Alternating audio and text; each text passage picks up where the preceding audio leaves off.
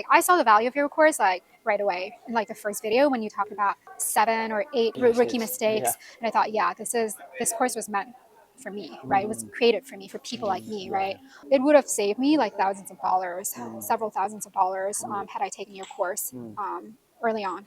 The other thing is, I know that you're really focused on the Vietnamese market, but I think that your course is actually applicable to anybody who's looking to manufacture like elsewhere in the world. Turkey, China, Cambodia, right? I agree with it's you. Still the same process, I agree right? with you 100%, but I guess I'm trying to build off of the fact that I'm here in Vietnam. I'm a specialist in Vietnam. You know, I may or may not end up manufacturing in Vietnam, but I'm going to take the knowledge that I learned from your course and take it and work with a different country, you know? So, cool. Yeah. And honestly, I've been talking to factories, let's say in Turkey, and I've been like applying a lot of things I've been learning from your course, and they're like, okay, yeah, she knows what she's talking about, you know? So it's been great. Yeah. Yeah. Cool. Thank you. you. Yeah, no, thank you. Yeah.